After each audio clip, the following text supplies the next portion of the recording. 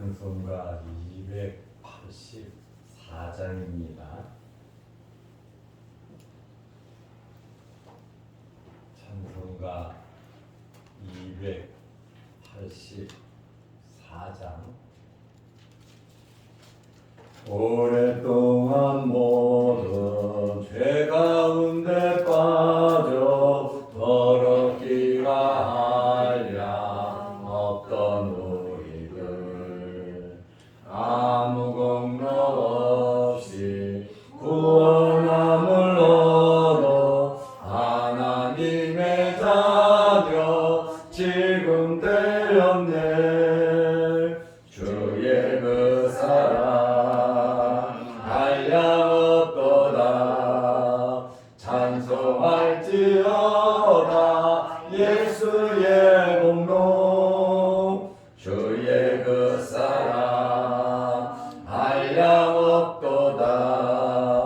찬송할지어다 예수의 공로. 주의 보혈로서 정결하게 씻겨 죄악에서 떠난 몸이 되었고, 세상 근심 구름 강도 없어지니 하나님의 빛이 영화롭도다. 주의 그 사랑 한량없도다. 찬송할지어다 예수의 공로. 주의 그 사랑 한량없도다. 찬송할지어다 예수의 공로. 죄의 깊은 잠과 뜬 세상의 꿈을 어서 깨어나라 나의 친구여. 은혜 받을 날과 구원 얻을 때가 지금 온 세상에 선포되었네. 주의 그 사랑 한량없도다. 찬송할지어다 예수의 공로. 주의 그 사랑 한량없도다. 찬송할지어다 예수의 공로.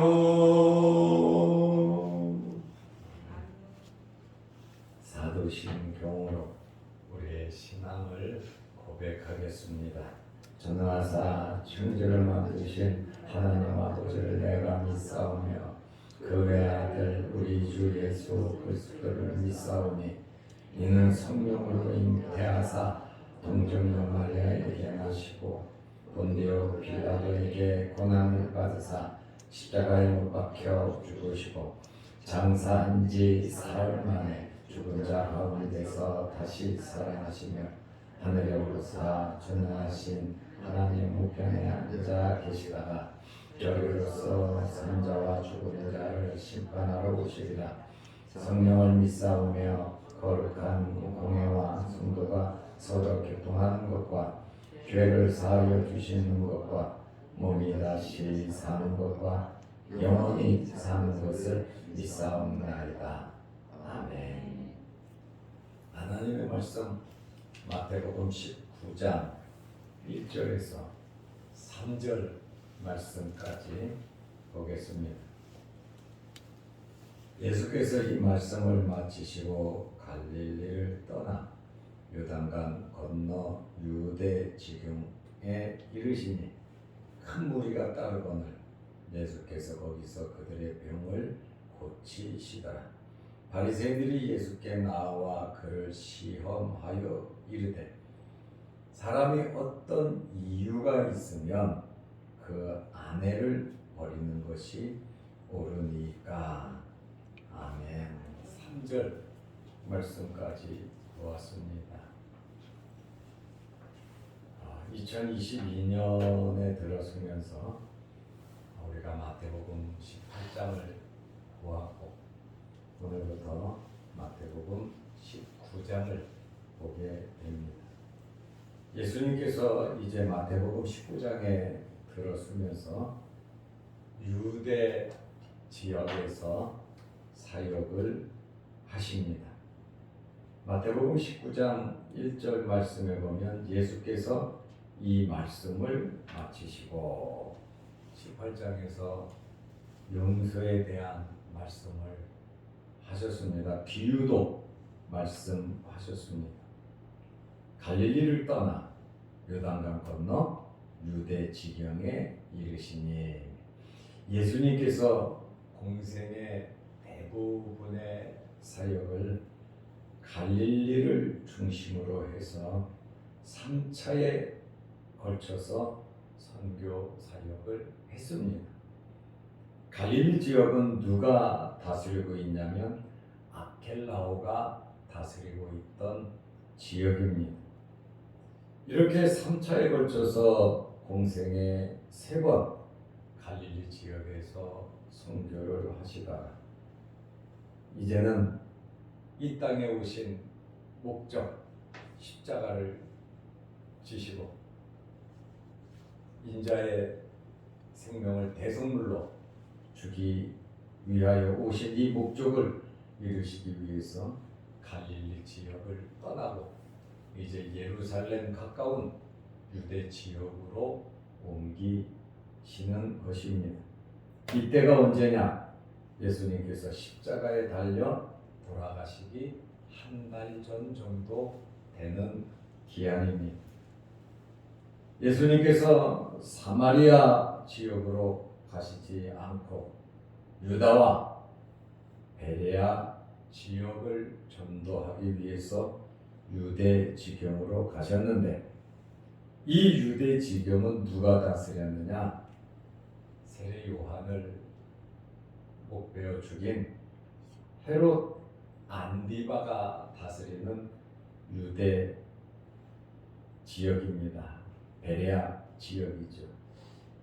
그래서 19장, 20장, 오늘 19장을 봤습니다마는 이 19장, 20장은 갈릴리를 떠나 예루살렘에 입성하기 전에 유대 지역, 베레아 지역을 전도하신 내용이 19장, 20장에 나와 있습니다.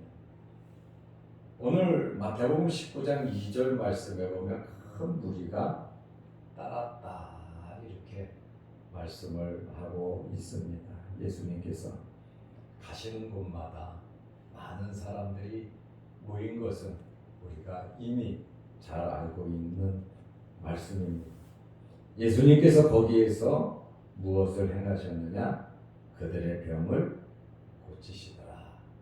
이제 유대 지역으로 갈릴리를 떠나 유대 지역으로 돌아오셨는데 거기에서도 많은 사람들이 예수님을 따랐다고 말씀하고 있고 마태는 오늘 2절 말씀에 보면 그들의 병을 고치시더라 이렇게 말하고 있습니다.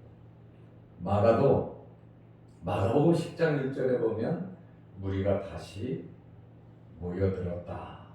흩어졌던 무리들이 유대 지역으로 오니까 다시 모여들었다고 말하고 있죠. 마태는 큰 무리가 예수님을 따랐다.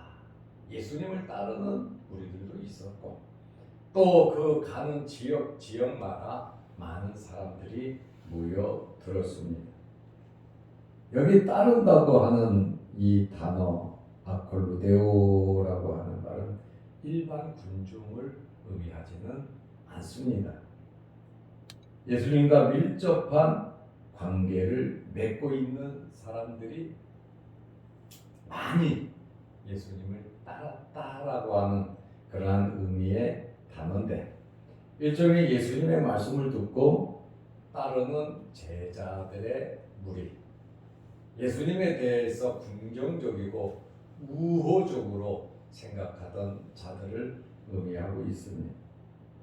예수님께서 그들의 병을 고쳐주셨다 이렇게 말씀을 하고 마가는 전례대로 가르치시더니 마가는 예수님께서 말씀을 전례대로 가르치셨다. 이렇게 마가복음 10장 1절에 말씀하고 있어요. 마태는 방점을 많은 사람들 중에 병자를 고쳤다. 마가는 전례대로 말씀을 가르치셨다. 이렇게 기자들이 보는 관점 중심으로 기록을 했죠. 그러니까 예수님께서 병자도 고치셨고 말씀도 가르치셨다라고 하는 것을 마태복음, 마가복음을 보면 우리가 알 수 있습니다. 예수님께서는 어디에 가시든지 세 가지 사역을 감당하셨습니다. 가르치시고 전파, 선포하시고 치료하시는 이 사역이 예수님의 3대 사역입니다. 이제 3절로 들어가면서 바리새인들이 예수님을 시험한 결혼한 사람과 이혼을 하는 조건에 대해서 이것은 궁금해서 물어본 거 아닙니다. 예수님을 올무에 걸어서 예루살렘 종교회의에 회부하거나 아니면 로마 당국의 정치적인 문제로 집어넣으려고 예수님을 시험한 것입니다. 예수님에 대한 이 진상을 파악하고 죽이고자 하는 그러한 정치적인 목적이 깔려 있었습니다. 이들은 종교 지도자들, 종교 회의에서 파송을 했고 헤롯과 교권주의자들이 사내들인 공회에서 예수님을 잡기 위해서 또 분명한 물증 증거를 얻기 위해서 급파했고 예수님을 따라다니면서 이들은 예수님을 시험했고 예수님을 비방했고 예수님을 모함했습니다. 아주 질적으로 나쁜 이렇게 적으로 간주하고 예수님을 제거하려고 했습니다. 마태복음 19장 3절 말씀에 보면 바리새인들이 예수께 나와 그를 시험하여 이르되 시험을 했다 이렇게 말하죠. 처음에는 마태복음 4장 1절 3절을 보면 마귀가 와서 예수님을 시험했습니다. 그리고 계속해서 보면 16장 1절, 22장 18절, 35절 보면은 바리새인들이 시험을 하고 사두개인들이 시험을 하고 헤롯 당원들이 예수님을 계속해서 시험을 했습니다. 어떤 이슈를 만들어서 예수님을 올무에 잡으려고 하는 그들의 계략을 우리가 알 수가 있습니다. 이제 어떤 내용으로 시험을 했냐면 나와 그를 시험하여 이르되 사람이 어떤 이유가 있으면 그 아내를 버리는 것이 옳으니까 아내를 버리고 안 버리고 무슨 쓰레기도 아니고 물건도 아니고 재활용품도 아니고 이들의 마음속에는 아이와 여자는 사람 수로 치지를 않았어요. 그저 재산의 일부 여자를 존중하는 마음이 없다 보니까 아내를 버린다 남편을 버린다라고 하는 표현을 쓰진 않아요. 여자를 낮추다 보니까 아내를 버린다 무슨 물건 쓰고 마음에 안 들면 버리는 것 같은 그러한 문제로 예수님을 시험했습니다. 그리고 이들의 이 질문은 굉장히 애매한 질문이었어요. 양자택일의 흑백 분리를 가지고 어떤 말을 하든지 문제가 돼요. 된다 안 된다. 또 말을 안 하면 무식한 놈이라 그럴 것이고, 이렇게 옴짝달싹 못하는 그러한 문제를 가지고 아주 외통수로 걸어서 잡으려고 하는 목적이죠. 마귀는 그렇게 간사합니다. 마귀는 그렇게 시험을 합니다. 좋다고 해도 문제고 안 좋다고 해도 문제인 질문이, 허락을 해도 문제고 허락을 하지 않아도 문제. 정말 나쁜 의도로 사람을 공경에 빠뜨리려고 시험하고 질문해서는 안 됩니다. 이렇게 순수하지 못한 질문은 사탄적이고 나쁜 것입니다. 어떤 이유가 있으면 그 아내를 버리는 것이 옳으니까 아내를 버리는 것이, 이유만 타당하다면 아내를 버려도 되는가 하는 그러한 질문을 했습니다. 이혼에 대한 질문, 아내를 버리는 것에 대한 질문. 그러면 율법은 뭐라고 나와 있는가? 이들이 율법적인 것을 가지고 말하죠. 또 내려오는 전통 관습을 가지고 예수님을 질문하는 것이요. 신명기 24장 1절에 보면 사람이 아내를 맞이하여 데려온 후에 그에게 수치되는 일이 있음을 발견하고, 그러니까 수치되는 일이죠. 그를 기뻐하지 아니하면 이혼 증서를 써서 그의 손에 주고 그를 자기 집에서 내보낼 것이요. 여자를 내보낸다. 어떻게 해서? 이혼 증서를 써주고. 그러면 조건이 뭐냐? 수치되는 일이 있음을 발견하고, 수치되는 일, 그리고 그것을 기뻐하지 아니하면, 수치되는 일인데 이해하면 넘어가는 거예요. 내가 그냥 이해하면 넘어가요. 그러나 내가 기뻐하지 아니하면 이혼 증서를 줘서 쫓아버려라. 이렇게 신명기 24장 1절에 나와 있습니다. 그래서 수치되는 일과 기뻐하지 않으면 이혼 증서를 써주라고 했습니다. 남자에 대한 것은 없어요. 써주든 안 써주든 그것은 그 남자가 자기 물건 취급을 하는 것 같은 그러한 말을 하고 있습니다. 그러면 수치되는 일이 무엇인가? 간음이라고 말을 하는 사람이 있는데 이것은 간음이 아닙니다. 간음이라고 하는 것은 이혼 사유가 아니고 간음은 죽이는 겁니다.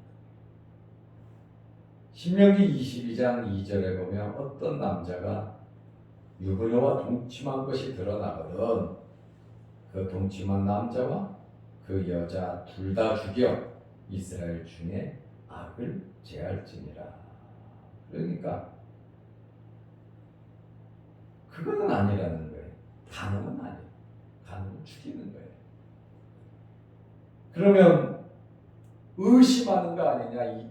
이거 참 사람 죽이는 게 의심하는 건데 아닌데 기라고 자꾸 이야기하는, 불륜을 의심하는 거냐? 이것도 아닙니다.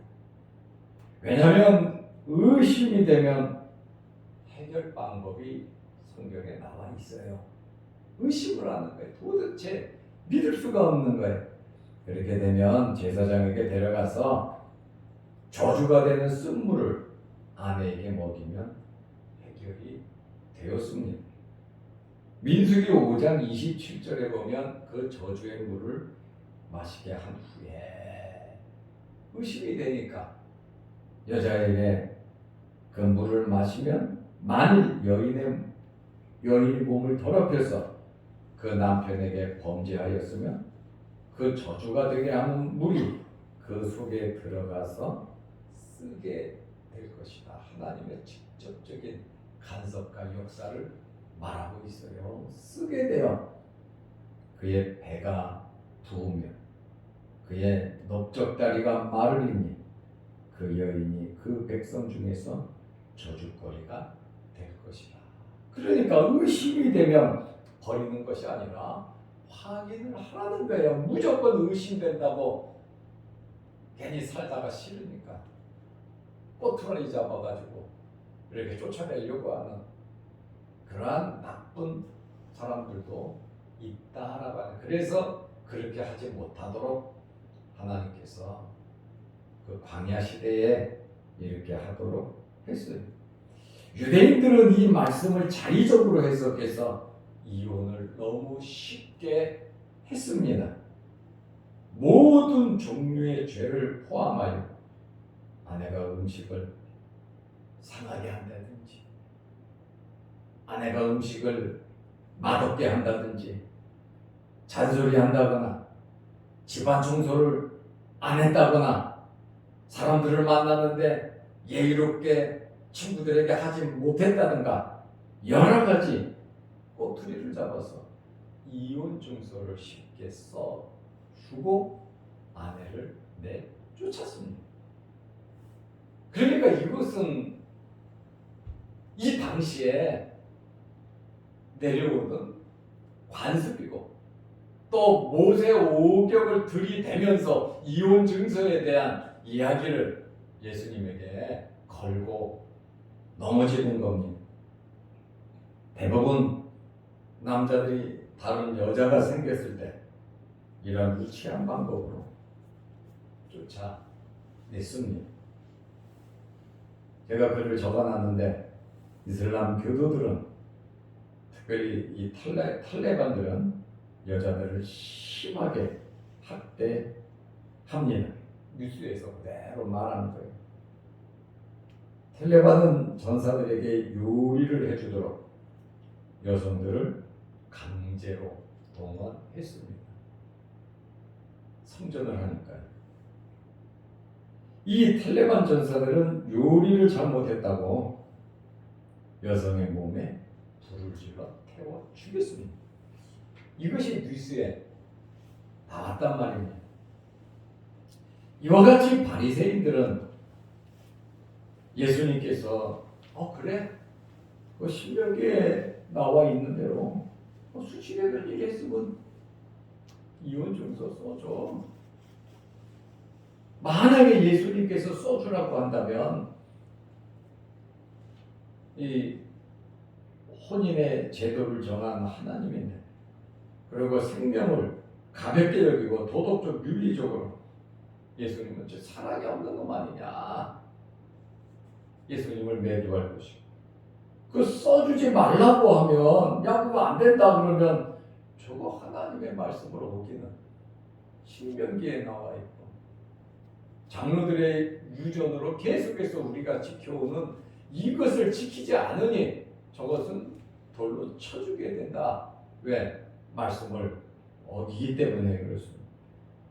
이들은 이처럼 교묘하게 예수님을 궁지로 몰아넣어서 자기들의 목적을 이루려고 하는 나쁜 그러한 질문을 했습니다. 오늘 우리는 이러한 말씀을 보면서 항상 좋은 마음을 가지고 좋은 목적을 이루어 가시기를 바랍니다. 내 목적을 이루기 위해서 수단, 방법을 가리지 않는 것은 잘못된 것이고 예수님께서는 이러한 질문에 대해서 명쾌하게 말씀으로 그들에게 교훈하는 그러한 내용들은 내일 보도록 하겠습니다. 어쨌든 예수님께서는 갈릴리 지역 전도를 끝내고 3차에 걸쳐서 갈릴리 사역 공생의 기간 하셨거든요. 대부분 갈릴리 지역에서 선교 사역을 많이 하셨어요.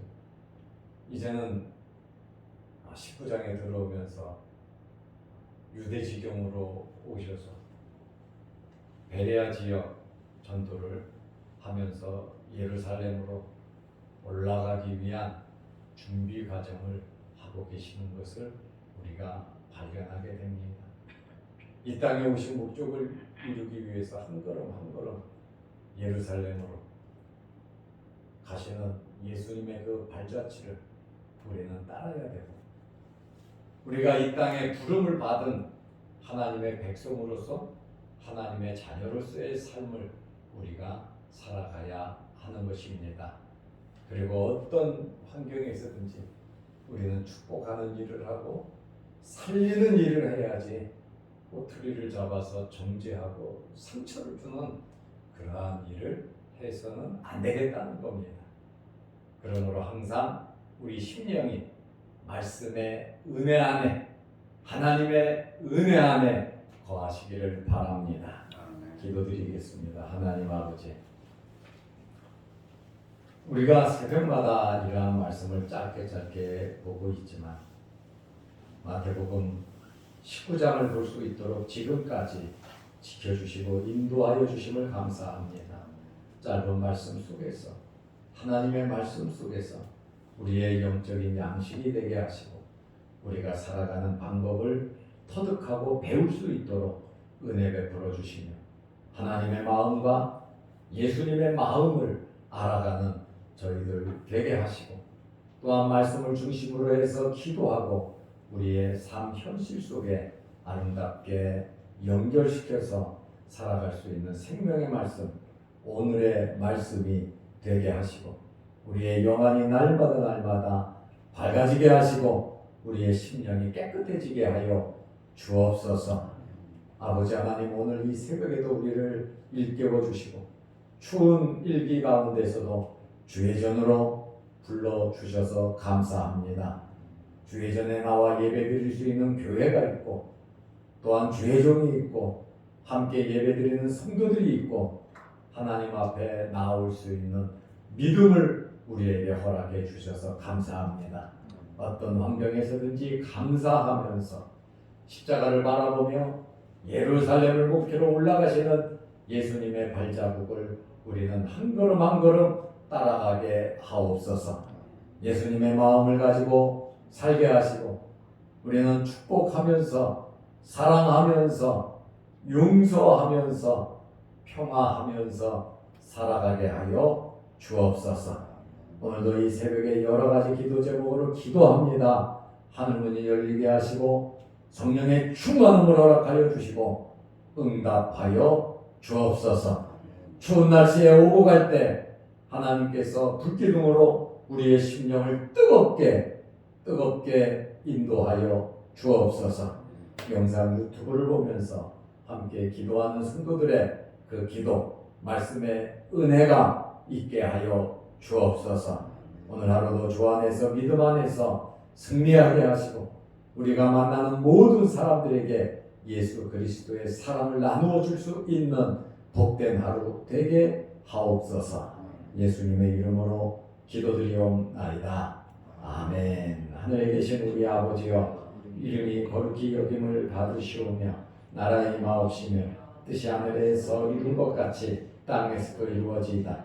오늘날 우리에게 일용할 양식을 주옵시고 우리가 우리에게 죄지은 자를 사하여 준 것 같이 우리 죄를 사하여 주옵시고 우리를 시험에 들게 하지 마옵시고 다만 악에서 구하옵소서. 대개의 나라와 권세와 영광의 아버지께 영원히 있사옵나이다. 아멘. 자유로 기도하시기 바랍니다.